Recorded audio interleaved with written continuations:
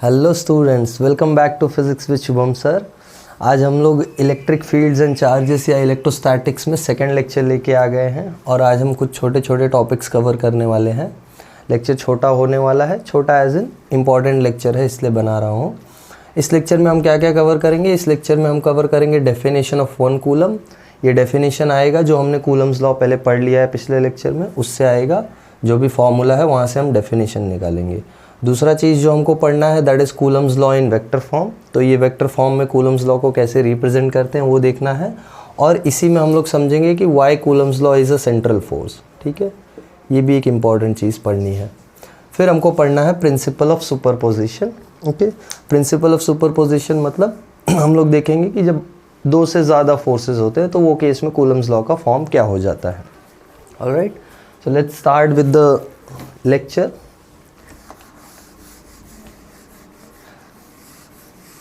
First चीज़ जो हमको करना है that is going to be definition of 1 coulomb. ठीक है, देखते हैं। पहले कूलम्स लॉ रिवाइज कर लेते हैं जो लास्ट लेक्चर में हमने किया था, उसके बाद मैं डेफिनेशन देता हूँ। Definition of 1 coulomb. तो पहले कूलम्स लॉ देखते हैं। कूलम्स लॉ क्या था, यहाँ साइड में मैं बताता हूँ। Coulomb's law says that if two charges Q1 and Q2, usually हम इनको पॉइंट चार्जेस कंसिडर करते हैं। देखेंगे अभी जब सेंट्रल फोर्स का कॉन्सेप्ट पढ़ेंगे तो समझ में आएगा कि पॉइंट चार्जेस लेना ज़रूरी क्यों है। दो चार्जेस हैं, if they are separated by a distance r and if they are separated by this distance in a medium, air or vacuum, suppose they are placed in air or vacuum, so they feel or they experience a force of attraction or repulsion depending on their nature। मतलब अगर ये positive ये negative है तो force of attraction लगेगा, ये negative ये positive है तो भी फोर्स ऑफ अट्रैक्शन लगेगा, या फिर अगर दोनों पॉजिटिव हैं तो फोर्स ऑफ रिपल्शन, दोनों नेगेटिव है तो force of repulsion. This we have seen in the last lecture. Like charges repel and unlike charges attract. Okay, तो कूलम का फोर्स का वैल्यू क्या होता है, या कूलम का फोर्स जो होता है, it says that this attractive or repulsive force is directly proportional to product of the two charges and inversely proportional to square of the distance between them। और यहाँ से हम proportionality हटाते हैं तो हमको मिलता है k times Q1 Q2 upon R square। ठीक है, ये सब लास्ट लेक्चर में हमने कर लिया है। ये k की जो वैल्यू होती है, k की वैल्यू होती है 1/4 पाई एप्सिलॉन नॉट, और ये है एयर और वैक्यूम के लिए। तो ये पूरा फार्मूला हो जाता है कूलम्स लॉ का या कूलम्स फोर्स का, 1/4 pi epsilon not Q1 Q2 upon R square. जहाँ पे ये जो K है इसकी कलेक्टिव वैल्यू है 9 × 10⁹। यूनिट यहाँ से देख सकते हो, न्यूटन मीटर स्क्वायर पर कूलम स्क्वायर हो जाएगा। ठीक है, और ये जो एप्सिलॉन नॉट है इसको बोलते थे हम permittivity of free space, right. और इसका जो वैल्यू आता है वो है 8.85 × 10⁻²। और यहाँ से यूनिट निकाल सकते हो। यूनिट क्या हो जाएगा, यूनिट वापस से न्यूटन मीटर स्क्वायर पर coulomb square. Okay, so this is some of the things that we needed to revise from the previous lecture. पिछले लेक्चर से ये कुछ चीज़ें हमको पता होनी चाहिए, जैसे स्पेशली ये फॉर्मूला पता होना चाहिए। और एक चीज़ मैं रिवाइज करा देता हूँ। इफ़ दीज टू चार्जेस, यही दो चार्जेस हैं Q1 एंड Q2, अब इनको एयर और वैक्यूम में ना रख के किसी मीडियम में रख दिया है। ठीक है, किसी मीडियम में रखा है जहाँ पे परमिटिविटी है एप्सिलॉन। अभी एप्सिलॉन नॉट जो था वो परमिटिविटी ऑफ फ्री स्पेस यानी एयर और वैक्यूम का था, यहाँ परमिटिविटी एप्सिलॉन है। तो ये केस में जो फोर्स हो जाता है वो हो जाता है 1/4 pi epsilon Q1 Q2 by R square. ठीक है, और इसी को अलग तरीके से लिखते थे हम 1/4 pi epsilon not into K। और ये K जो है ये कैपिटल K है, इसको हम बोलते थे डाई इलेक्ट्रिक कॉन्स्टेंट। मैं बता दूंगा अभी क्या है।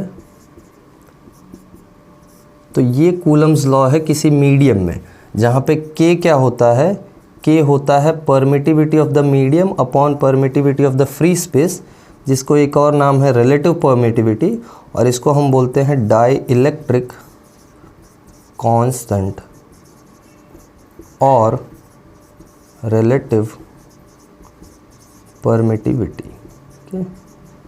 तो इतना कुछ हमने पिछले लेक्चर में किया था। ठीक है।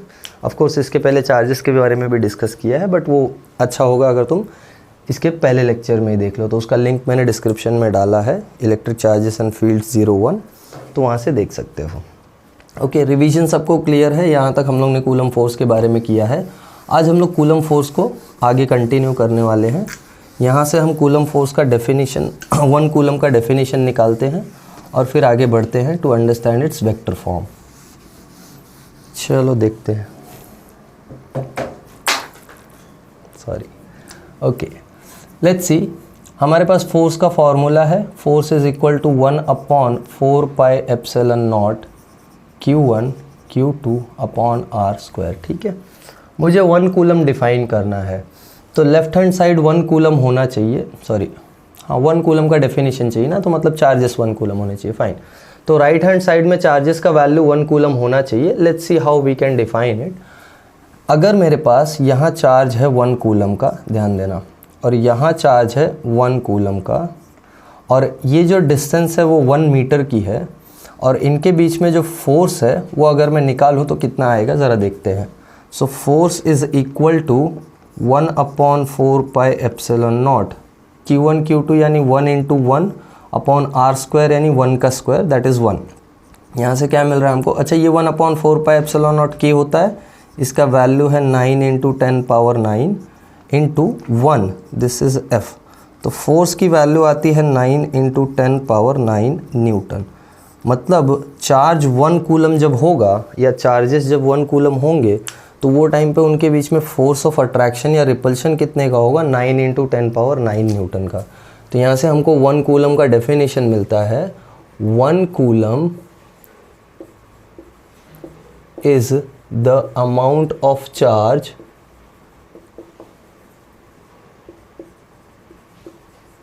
which when placed at a distance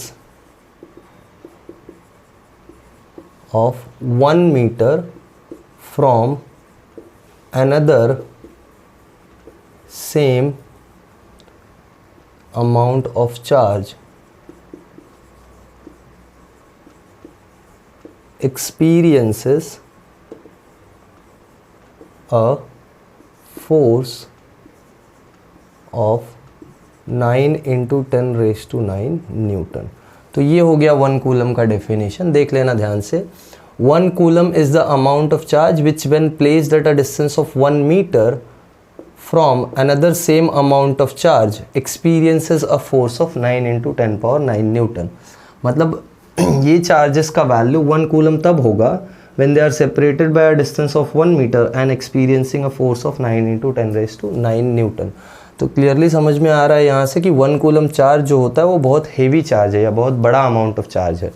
ये 9 × 10⁹ न्यूटन का फोर्स दिखाई पड़ रहा है, इतना हेवी फोर्स है।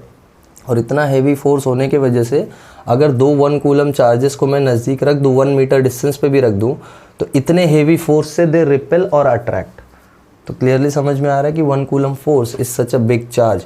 एंड इनफैक्ट हमको पता है 1 कूलम में 6.25 × 10⁻18 इलेक्ट्रॉन्स भी होते हैं। ये हमने कल देखा था, कल के लेक्चर में हमने ये निकाला था। तो इतने ज़्यादा नंबर ऑफ इलेक्ट्रॉन्स होते हैं 1 कूलम ऑफ चार्ज में। So that's how big 1 coulomb is. तो आई गेस सबको 1 कूलम का डेफिनेशन समझ में आया होगा। 1 कूलम का डेफिनेशन मतलब it is that amount of charge which when placed at a distance of 1 meter from another same amount of charge experiences a force of 9 × 10⁹ Newton. ठीक है, जब ये गिवन कंडीशन सेटिस्फाई होंगे तो हमारा जो चार्जेस का वैल्यू है वो 1 कूलम हो जाएगा। Is it clear? Okay, good. ये पॉज करके नोट डाउन कर लो, फिर मैं इसको क्लियर करता हूँ।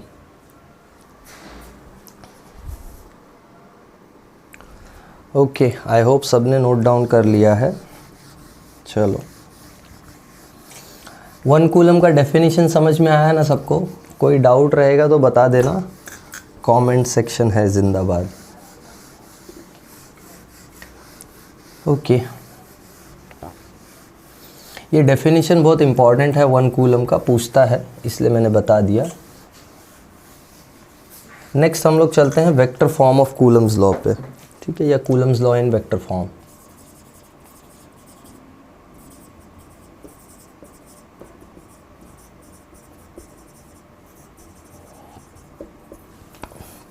जैसे सपोज़ यही मेरे पास दो चार्जेस हैं, एक है Q1 और एक है Q2, ठीक है। अभी फ़िलहाल के लिए अज्यूम करके चलते हैं कि दोनों चार्जेस सेम नेचर के हैं, मतलब सपोज़ दोनों पॉजिटिव या दोनों नेगेटिव हैं। तो अगर दोनों पॉजिटिव हैं तो क्या होने वाला है, रिपल्शन होने वाला है, या दोनों नेगेटिव हैं तो भी रिपल्शन होने वाला है। सो लेट्स सी, अगर Q1 Q2 को रिपेल करेगा तो किस डायरेक्शन में रिपेल करेगा, इस डायरेक्शन में रिपेल करेगा। इसको मैं बोलूँगा force on charge 2 due to 1, और ये उसका वेक्टर नोटेशन, मतलब ये force on second charge due to first one का वेक्टर फॉर्म। सिमिलरली Q1 को अगर Q2 रिपेल करेगा तो किस डायरेक्शन में रिपेल करेगा, इस डायरेक्शन में रिपेल करेगा, राइट। ये हो गया डायरेक्शन। इसको मैं बोलूँगा force on charge 1 due to 2, ठीक है। तो ये हो गए फोर्सेस के vector notation on both the charges. Q1 पे क्या फोर्स है और Q2 पे क्या फोर्स है, ठीक है। मुझे ये फोर्स को वेक्टर फॉर्म में लिखना है, मुझे इसका स्केलर फॉर्म पता है, मुझे इसका वैल्यू पता है, मैं इसको वेक्टर फॉर्म में कैसे लिखूंगा। हमको पता है कोई भी वेक्टर जब हम लोग लिखते हैं, जैसे सपोज वेक्टर ए लिख रहा हूँ मैं, तो उसको मैं लिखता हूँ उसके वैल्यू के फॉर्म में multiplied by a unit vector, right. यही होता है ना वेक्टर का फॉर्म, हम लोग ने देखा होगा स्केलर्स एंड वेक्टर्स में। नहीं पढ़ा है तो मैं उस पर भी टॉपिक्स पे लेक्चर्स बनाऊंगा, डोंट वरी।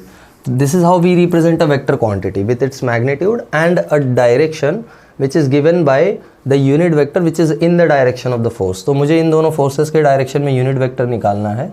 वो यूनिट वेक्टर यहाँ पे पोजीशन वेक्टर होने वाला है। जैसे मैं सेकंड चार्ज का पोजीशन फर्स्ट के रिस्पेक्ट में निकालूँ तो ऑफकोर्स ये डिस्टेंस अगर r है दोनों के बीच में, तो Q1 से Q2 की तरफ जो पोजीशन वेक्टर जा रहा है that is going to be R12, मतलब position of second charge with respect to first charge. ये हो गया R12। Similarly position vector that is going from 2 to 1 that is going to be R21, ठीक है। ये पोजीशन वेक्टर्स हैं। Position vector का concept तुम स्केलर्स एंड वेक्टर्स चैप्टर में पढ़ोगे, या मैथमेटिकल मेथड्स चैप्टर का नाम है, वहाँ पढ़ोगे। देखते हैं, if we use these things, हम लोग वेक्टर फॉर्म में इसको लिख सकते हैं। अभी फोर्स का फॉर्मूला क्या है, फोर्स का फॉर्मूला होता है 1/4 pi epsilon not Q1 Q2 by R²। अब ये तो मैग्नीट्यूड हो गया ना फोर्स का, मुझे वेक्टर फॉर्म में लिखना है। चलो देखते हैं। मुझे फर्स्ट वेक्टर को डिस्क्राइब करना है F12। F12 हो जाएगा 1/4 पाई एप्सिलॉन नॉट। मैग्नीट्यूड तो यही रहने वाला है क्योंकि डिस्टेंस चेंज नहीं हो रहा है, एक्सेप्ट क्या चेंज हो रहा है अभी, एक्सेप्ट हमको यूनिट वेक्टर लेना पड़ेगा जो F12 के डायरेक्शन में है। तो ज़रा ध्यान से देखो, F12 के डायरेक्शन में ये वाला पोजीशन वेक्टर जा रहा है, तो ये वाला यूनिट वेक्टर मैं ले सकता हूँ R21 कैप। ये आ गया force on charge 1 due to charge 2 which is given by a unit vector और whose direction is given by a unit vector that is in the direction of this F12। F12 के direction में ये unit vector है ना, या यही position vector है, तो इसी को मैंने यूनिट वेक्टर ले लिया है। सिमिलरली F21 क्या आएगा, F21 हो जाएगा 1/4 pi epsilon not Q1 Q2 by R², और ये हो जाएगा R12 कैप। क्यों R12 कैप, क्योंकि R12 कैप जो है, R12 कैप जो है वो F21 के डायरेक्शन में है, ठीक है। हमको दोनों फोर्सेस को देख के कुछ समझ में आ रहा है। क्या समझ में आ रहा है, अगर मैं दोनों फोर्सेस को वेक्टोरिकली इक्वेट करूं तो मुझे एक चीज़ पता है कि ये दोनों फोर्सेस का जो डायरेक्शन है वो एग्जैक्टली ऑपोजिट है ना। तो जब भी दो वेक्टर्स ऑपोजिटली डायरेक्टेड होते हैं और उनका मैग्नीट्यूड सेम होता है, मैग्नीट्यूड देखो ना सेम है ना, तो अगर मैग्नीट्यूड सेम है तो there is going to be a negative equivalence ना। नेगेटिव इक्विवेलेंट होने वाला है, जैसे ये एक वेक्टर है A वेक्टर और ये एक वेक्टर है B वेक्टर, ठीक है। इन दोनों का अगर मैग्नीट्यूड सेम है तो इसको हम ऐसे लिखते हैं वेक्टर फॉर्म में, A vector is minus of B vector, मतलब दोनों एक दूसरे के नेगेटिव वेक्टर्स हैं। सिमिलरली यहाँ पे भी ये दोनों एक दूसरे के नेगेटिव वेक्टर्स हैं, मतलब ऑपोजिटली डायरेक्टेड है। नेगेटिव वेक्टर्स से परेशान मत हो, बस इतना याद रखो कि ऑपोजिटली डायरेक्टेड वेक्टर्स होते हैं, ठीक है। ऑलराइट, चलो यहाँ से हम देख सकते हैं सिंस ये जो R12 कैप और R21 कैप है, R21 cap is minus of R12 cap, ये हमको दिखाई पड़ रहा है ना। जो R12 वेक्टर है और R21 वेक्टर है, ये दोनों तो ऑपोजिट है ना, तो मतलब force 12 therefore force 12 is going to be minus of force 21। तो ये वेक्टर फॉर्म में हमने रिप्रेजेंट किया और यहाँ से क्या पता चल रहा है, यहाँ से पता चल रहा है the two forces are equal and opposite, जो हमको स्टार्टिंग से पता था, कोई नई बात नहीं है, बस इसको वेक्टोरिकली रिप्रेजेंट किया है और यहाँ से दिखाई पड़ रहा है कि दोनों एक दूसरे के नेगेटिव वेक्टर्स आ रहे हैं। So therefore the two forces और the two charges experience equal and opposite forces. दोनों चार्जेस इक्वल और ऑपोजिट फोर्स दोनों charges equal and opposite force experience कर रहे हैं। ठीक है, सिंपल था, समझ में आया। This is what Coulomb's law in vector form is. थोड़ा सा एक इम्पॉर्टेंट चीज़ है यहाँ पे, जैसे मैं ये दोनों फोर्सेस के बारे में देखूँ तो दोनों फोर्सेस कहाँ से पास हो रहे हैं, तो मैंने जो पोजीशन वेक्टर लिया है ज़रा देखो, मैंने r12 पोजीशन वेक्टर इस चार्ज के स्टार्ट से या इस चार्ज के सेंटर से इस चार्ज के सेंटर तक लिया है। सिमिलरली r21 जो पोजीशन वेक्टर वो इस चार्ज के सेंटर से इस चार्ज तक लिया है। और फोर्स का जो डायरेक्शन है और the line of action of the force is also passing through the centres of the charges ना, ये इसी लाइन में तो फोर्सेस काम कर रहे हैं दोनों, और ये लाइन कहाँ से पास हो रही है, चार्जेस के सेंटर से पास हो रही है। तो इसलिए ये फोर्स का नाम है ना सेंट्रल फोर्स होता है। इनफैक्ट जैसे मेरे पास कोई भी दो चार्जेस हैं, ये दो चार्जेस हैं, ठीक है, ये हो गया Q1, ये हो गया Q2, तो इनके बीच में जो फोर्स लगेगा ना, अगर सपोज अट्रैक्टिव फोर्स है या रिपल्सिव फोर्स है, तो वो हमेशा इस सेंटर जॉइनिंग के लाइन के अलोंग ही लगेगा। मतलब it will always be acting along the line joining the centres of the two charges. और इसीलिए हम लोग हमेशा चार्जेस को पॉइंट चार्जेस कंसिडर करते हैं। मतलब इमेजिन करो यहाँ पे मेरे पास एक चार्ज स्फीयर है, अभी थोड़ा और अच्छे से समझ लो। यहाँ मेरे पास एक चार्ज स्फीयर है जिस पे चार्ज है Q1, यहाँ मेरे पास एक और चार्ज स्फीयर है जिसके ऊपर चार्ज है Q2, ठीक है। अब इन दोनों में जो फोर्स लगेगा ना, वो फोर्स इन दोनों के सेंटर को ज्वाइन करने वाली लाइन के अलोंग लगेगा। ऐसा नहीं कि इस पे यहाँ से फोर्स रिपल करेगा और यहाँ से फोर्स रिपल करेगा, नहीं, फोर्स इसको रिपल करेगा इसके सेंटर के अलोंग ही। This is nature of central force. तो ये अगर रिपल्सिव फोर्स है, if Q1 and Q2 are of same nature, अगर रिपल्सिव फोर्स है, so this is going to be force on 2 due to 1, this is going to be force on 1 due to 2, और ये हमेशा along centre लगता है। Just like any other force in mechanics, जैसे Newton के सारे laws जो होते हैं वो सेंटर ऑफ मास पे एप्लीकेबल होते हैं। मतलब किसी फुटबॉल को मैं किक करता हूँ, सुनो, किसी फुटबॉल को मैं किक करता हूँ तो ये फोर्स के सेंटर की वेलोसिटी v होती है और ये फोर्स के सेंटर पे वो एक्सेलरेशन a लगता है जिसकी वेलोसिटी बढ़ती है। तो सेंटर ऑफ मास की वेलोसिटी बढ़ती है, इसलिए पूरे बॉडी का वेलोसिटी बढ़ता है। तो हम लोग जो मैकेनिक्स होता है या क्लासिकल जो भी फिज़िक्स का ट्रीटमेंट है ना, उसमें हर एक चीज़ को पॉइंट पकड़ के चलते हैं। जैसे न्यूटन का सारा जो लॉज है ना, all the 3 laws of motion, they are only applicable on point masses, ठीक है।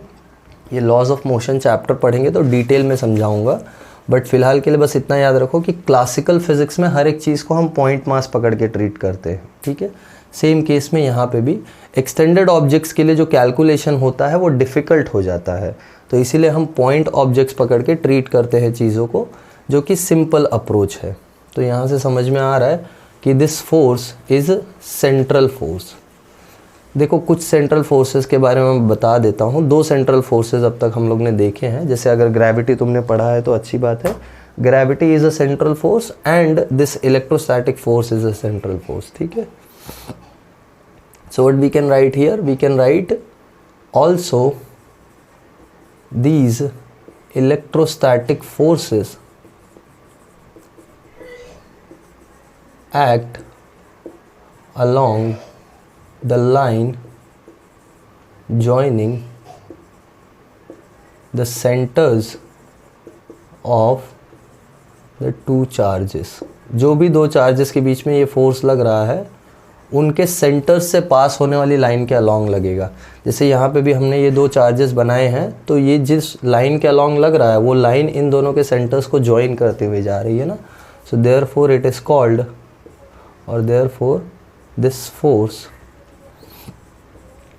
Is a central force. कहीं MCQ में पूछ लेगा कि आउट ऑफ विच या out of these which one is a central force, तो वहाँ तुमको ऑप्शन अगर इलेक्ट्रोस्टैटिक है तो इलेक्ट्रोस्टैटिक फोर्स को तुम टिक कर सकते हो, या यूजुअली इसको हम इलेक्ट्रोमैग्नेटिक फोर्स भी बोलते हैं। क्यों? क्योंकि इलेक्ट्रोस्टैटिक करके कोई फोर्स नेचर में सेपरेटली एग्जिस्ट नहीं करता है। नेचर में इलेक्ट्रिक फील्ड कभी सेपरेटली एग्जिस्ट नहीं करती है, that is part of some other discussion, but fine. अभी के लिए तुम्हारे लिए इलेक्ट्रोस्टैटिक फोर्स ही है, और ये इलेक्ट्रोस्टैटिक फोर्स सेंट्रल फोर्स होता है, ठीक है। कभी डिटेल में डिस्कस करेंगे हम फिज़िक्स, बट फिलहाल के लिए ठीक है। Just note it down, pause करके नोट डाउन कर लो, फिर हम सुपरपोजिशन प्रिंसिपल पढ़ लेते हैं। ओके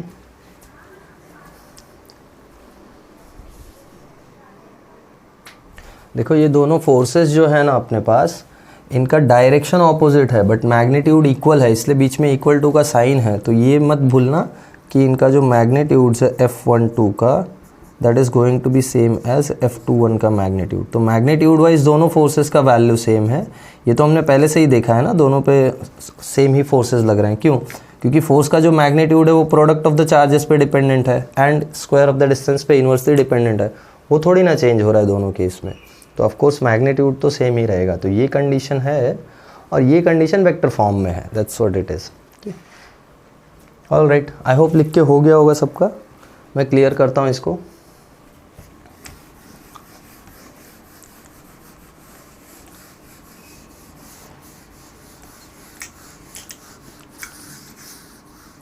ओके, आई होप सबको समझ में आ रहा है क्या चल रहा है चैप्टर में। हमने कूलम्स लॉ के ऊपर काफ़ी डिटेल में डिस्कशन किया है अभी तक।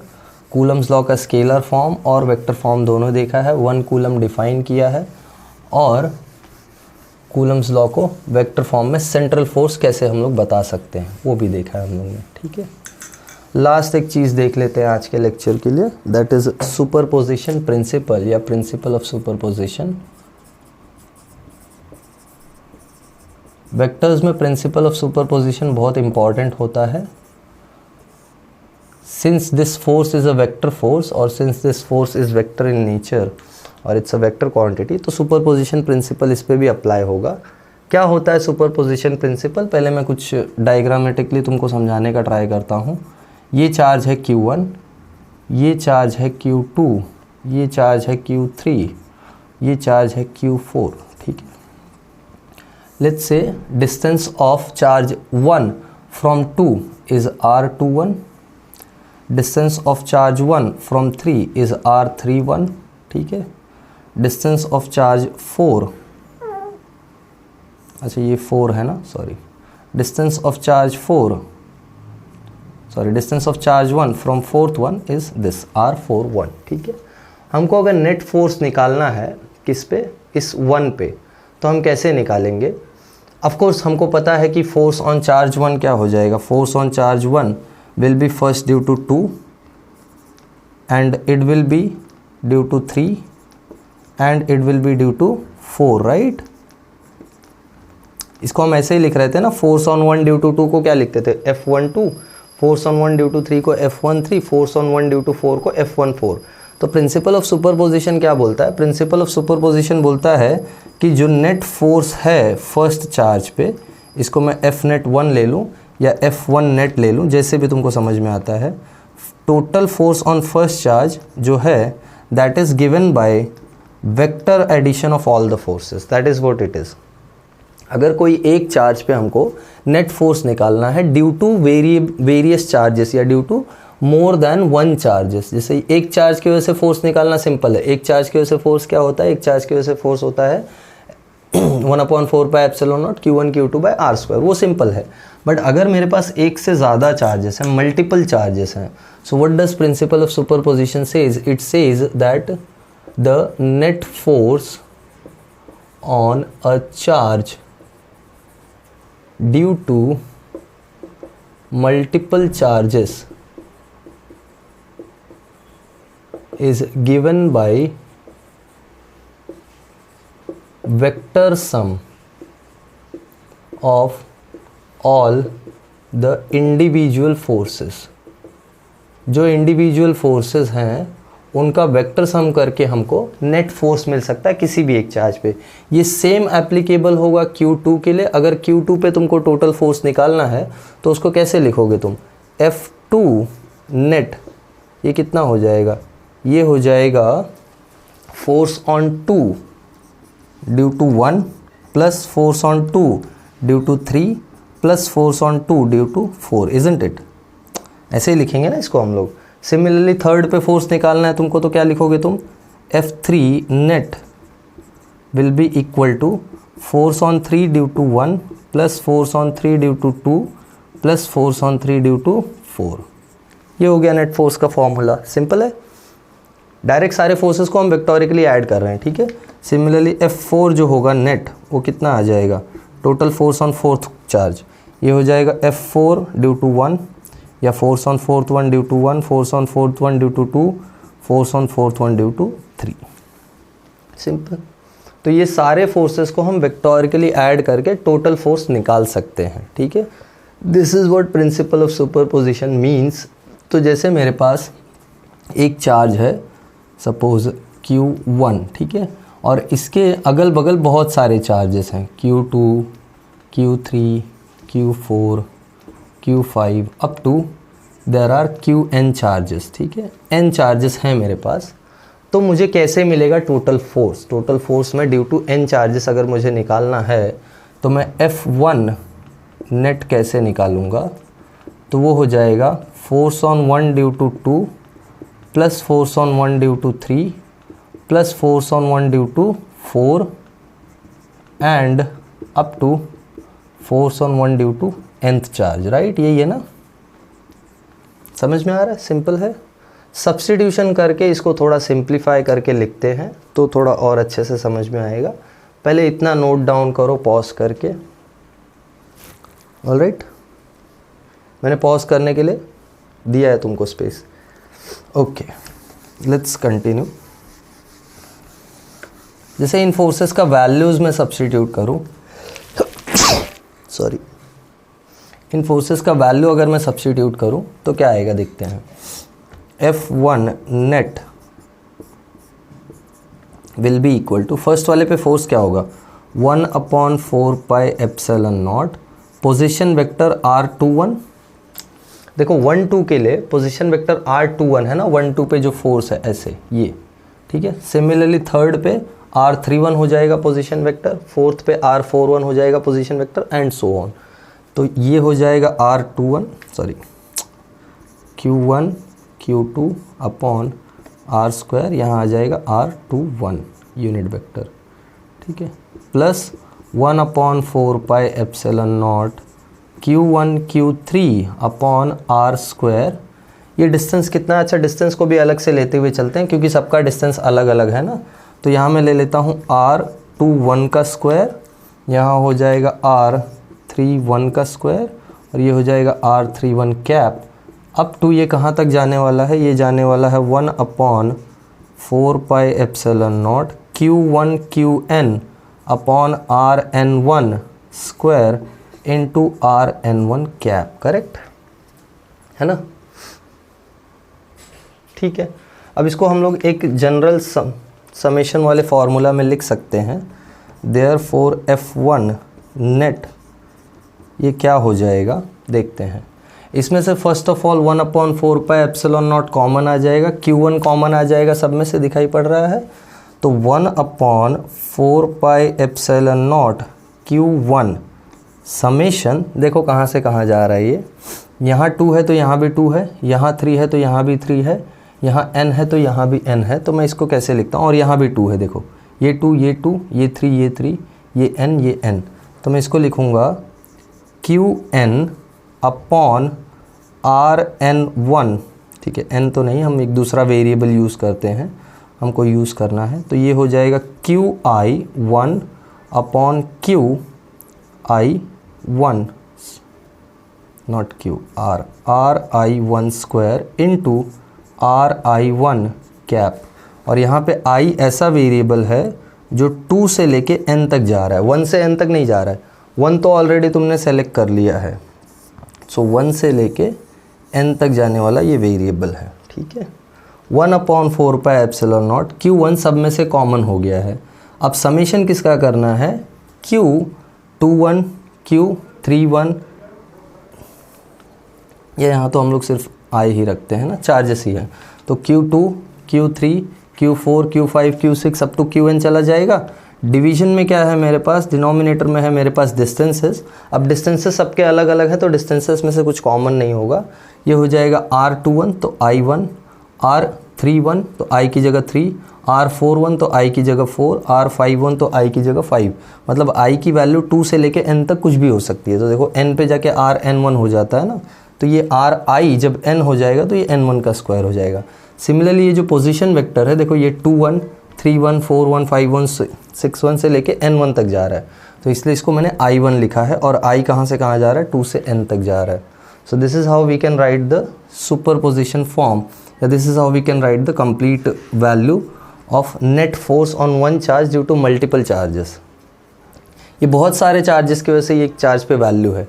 जैसे इसको मैं अलग अलग चार्जेस के लिए लिख सकता हूँ। मैं सेकंड वाले के लिए लिखता हूँ तो थोड़ा और क्लियर होगा। एक वाले में थोड़ा कन्फ्यूजिंग है, आई कैन अंडरस्टैंड, बट मैं सेकंड वाले के लिए लिखता हूँ तो ये थोड़ा और क्लियर हो जाएगा तुमको, ठीक है। चलो ये लिख लिया है, मैं क्लियर करता हूँ। लेट्स सी, मैं सेकंड वाले चार्ज के लिए सेम अप्रोच रखूँ तो देखो मुझे क्या मिलेगा।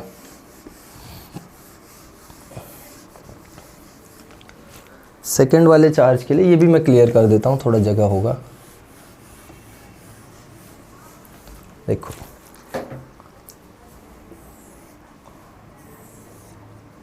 ओके, मुझे इंक भरना पड़ेगा, रुको।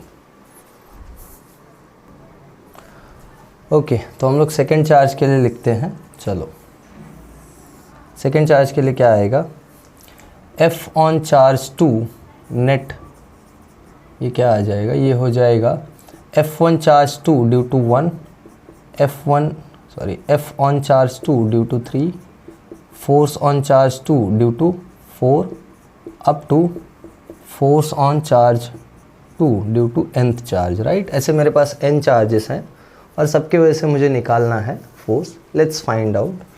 ये हो जाएगा, सब्स्टिट्यूट करते हैं, 1/4 pi epsilon naught Q2 Q1 upon R12 square plus 1/4 pi epsilon naught Q2 Q3 R32 square, and ये कहाँ तक जाने वाला है, up to 1/4 pi epsilon naught Q2 QN RN2 का स्क्वायर, ठीक है। और इनके साथ में इनका पोजीशन वेक्टर भी चल रहा है। जैसे यहाँ पोजीशन वेक्टर आ जाएगा R12 कैप, यहाँ पोजीशन वेक्टर आ जाएगा R32 कैप, यहाँ पोजीशन वेक्टर आ जाएगा RN2 कैप, ठीक है। कॉमन क्या हो रहा है, 1/4 pi epsilon naught Q2 common हो गया, ठीक है। हमको क्या बच रहा है अंदर, देखो Q1 Q3 Q so on, right. मैं सब्स्टिट्यूट करता हूँ। मैं यहाँ पे क्या लिख सकता हूँ इसको, मैं यहाँ पे लिख सकता हूँ समेशन QI, या मैं Q को भी अभी अंदर रखता हूँ, देखो क्या होगा, समेशन QIJ, ठीक है।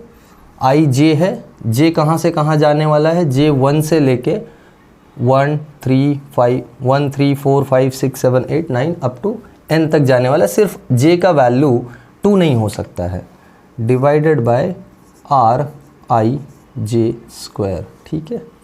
ये है, और यहाँ पे हमको मिला है RIJ कैप भी मिला है।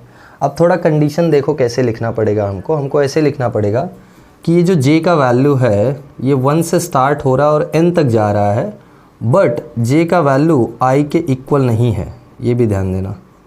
तो ये एक कंडीशन है, J की वैल्यू 1 से n तक कुछ भी हो सकती है, except for the case when it is equal to I, वो नहीं हो सकती है।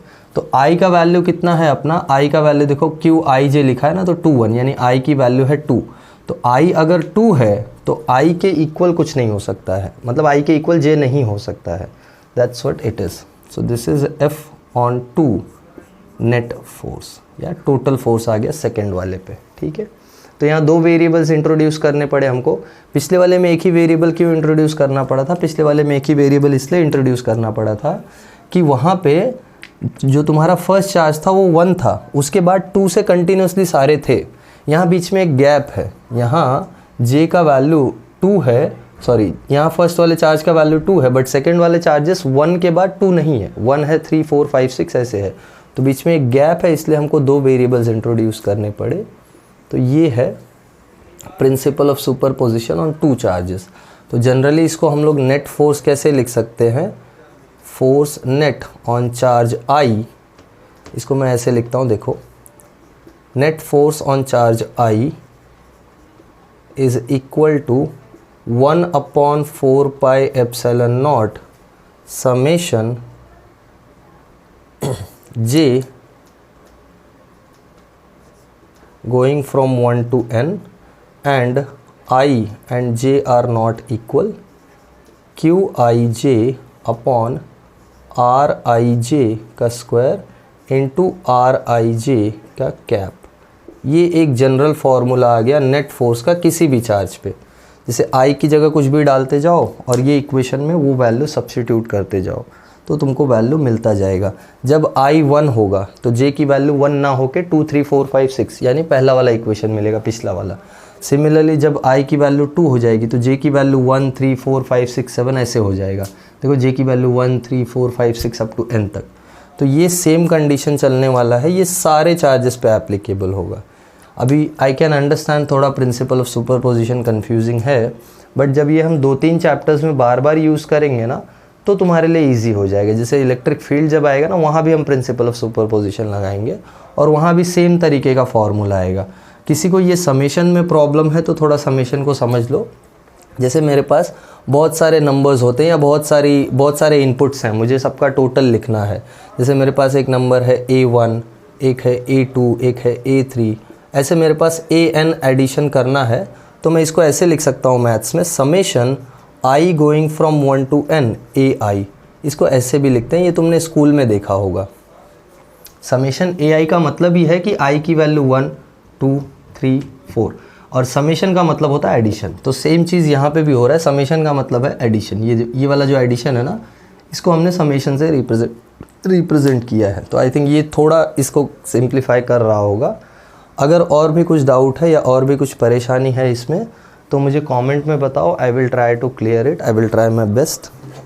ओके, आई थिंक एक्सप्लेनेशन तुमको क्लियर हुआ होगा। अगर एक्सप्लेनेशन पार्ट से कुछ प्रॉब्लम है तो वो भी मुझे बताओ कि कैसा एक्सप्लेनेशन तुमको चाहिए। I will try my best to improve on that. But फ़िलहाल आज के लेक्चर के लिए इतना ही करेंगे हम लोग। तो आई होप जो भी किया है आज सबको समझ में आया होगा। कुछ भी डाउट है, कैसा भी डाउट है, पोस्ट करो। इसके बाद हम लोग नेक्स्ट लेक्चर लेके आएंगे, that is 03 in electric fields and charges. Okay, bye everyone and thank you.